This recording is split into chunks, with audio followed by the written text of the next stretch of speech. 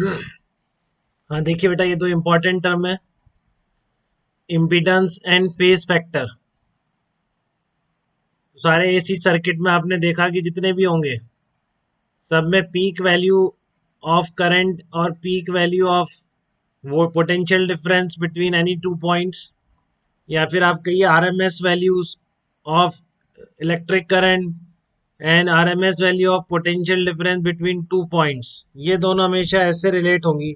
आई not होगा ई naught by Z, कहीं पे भी। जैसे मान लीजिए आपने अभी तक सिंगल रजिस्टर या सिंगल कैपेसिटर के अक्रॉस पढ़ रहा है, रजिस्टर कैपेसिटर भी लग रहे हैं, कुछ भी किसी भी तरह का ए से बी के बीच जो करंट जा रही है और जो पोटेंशियल डिफरेंस है, ठीक है, अगर पीक वैल्यू ई नॉट है तो आप इसके बीच की नेट जो भी चीज निकालते हैं जेड को यहाँ पर क्या बोलते हैं, इम्पीडेंस बोलते हैं।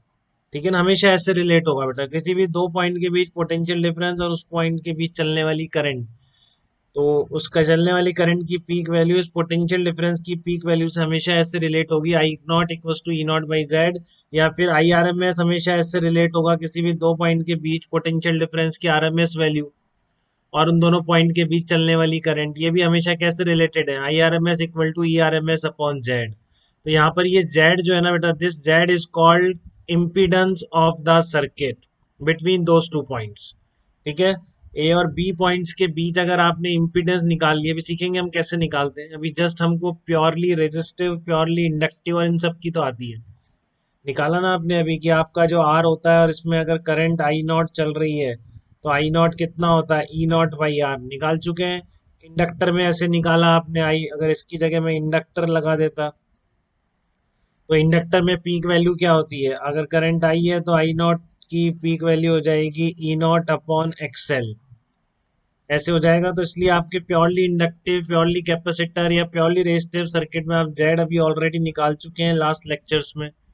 ठीक है, तो इस रजिस्टर में वो जेड की वैल्यू रेजिस्टेंस के बराबर आ जाती है, इंडक्टिव सर्किट की इम्पीडेंस रिएक्टेंस के बराबर होती है, प्योरली कैपेसिटिव सर्किट है तो उसकी इम्पीडेंस किसके बराबर हो जाएगी, कैपेसिटिव रिएक्टेंस के बराबर हो जाएगी। बट ऐसा हर किसी भी दो पॉइंट के बीच भी रिलेशन बनेगा, तो अब आपको आगे के चैप्टर्स में ये सीखना है कि जैसे रेजिस्टेंस कैपेसिटर लग गए तो अब आप जेड कैसे लिखेंगे जिससे आप आई नॉट लिख पाए। ठीक है, क्लियर है इतनी बात। ऐसे ही आपका ये भी है कि रजिस्टर में आपने ये लास्ट लेक्चर में निकाल चुके हैं हम, इंडक्टिव सर्किट की इम्पीडेंस क्या होगी, वही एक्सेल के बराबर आ जाएगी, क्योंकि इंडक्टर के अक्रॉस पीक वैल्यू कैसे लिखेंगे आप, अगर यहाँ पर पोटेंशियल डिफरेंस की पीक वैल्यू ई नॉट है तो करंट कितनी हो जाएगी, ई नॉट बाई एक्सेल। ऐसे ही आपने कैपेसिटर में भी देख लिया है कि अगर ए और बी के बीच पोटेंशियल डिफरेंस की हाईएस्ट वैल्यू वी नॉट है तो कितना हो जाएगा, I naught V naught upon X C हो जाएगा, यहाँ पे X C one upon omega C XL omega L. तो प्योर वालों में तो डायरेक्ट इम्पीडेंस आप निकालना देख भी चुके हैं। ठीक है, बट ऐसे किसी भी सिचुएशन में कैसे लिखते हैं ये आपको धीरे धीरे सीखना है। अब इसी के साथ एक और पैरामीटर आता है, ये तो हो गया पीक वैल्यू दोनों की कैसे रिलेट है between two points potential difference और उसके बीच में चलने वाली एसी करंट किस तरीके से रिलेट होते हैं, ये आपकी इम्पीडेंस से रिलेट होते हैं। ठीक है, और दूसरा पैरामीटर आता है आपका फेज फैक्टर। फेज फैक्टर क्या होता है, अब ये भी वैसा ही सिंपल है कि आपने देखा कि किसी भी दो पॉइंट, जैसे कि यहाँ पे मान लो रेजिस्टर कैपेसिटर सब लग रहे हैं, तो आपने पीक वैल्यू को रिलेट किया जेड से, बट आप अगर इंस्टेंटेनियस वैल्यूज को रिलेट करेंगे, ठीक है, तो वी ए माइनस वी मान लीजिए इस तरह से, तो आई आई नॉट आप लिख देंगे जेड की वैल्यू से और sine omega T plus five. तो ये जो फेज डिफरेंस होता है पोटेंशियल डिफरेंस और करंट के बीच, यही लिख रखा है generally in AC circuit voltage between two points and current passing between those two points are not in same phase. ठीक है, तो जिस तरीके से मैंने बोला आपको किसी भी दो पॉइंट के बीच आप इम्पीडेंस सीखेंगे तो किसी भी दो पॉइंट के बीच ये कितना होगा फाई, ये भी आपको निकालना सीखना है, जिससे कि आपको जब भी इंस्टेंटेनियस पोटेंशियल डिफरेंस बताया जाए किसी भी दो पॉइंट का, तो आप उनके बीच में चलने वाला करंट लिख दो, जैसे कि आप सिंपल डीसी सर्किट में potential difference equal to I into R कर देते हो। ठीक है, वैसे ही आप एसी सर्किट में भी आपको सीखना है कि आप डायरेक्टली इम्पीडेंस और फेज फैक्टर कैसे कैलकुलेट कर सकते हो सर्किट के किन्हीं भी दो पॉइंट के बीच।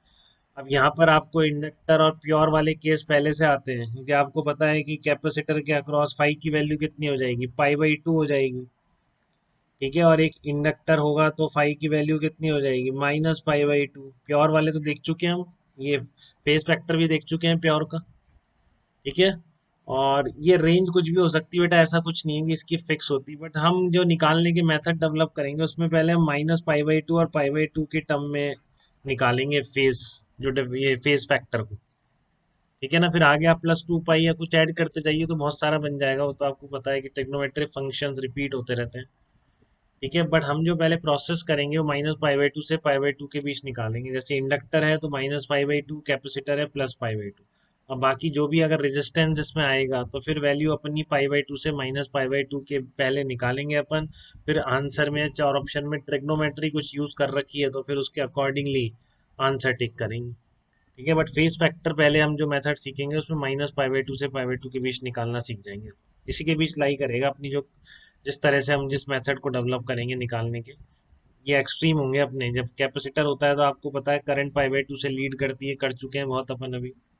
और अगर इंडक्टर होता है तो करंट लैग करती है, तो उसके लिए फाई क्या है, -π/2, ठीक है। तो इस तरीके से इंपॉर्टेंट पैरामीटर्स हैं दोनों एसी सर्किट के, इम्पीडेंस एंड फेज फैक्टर।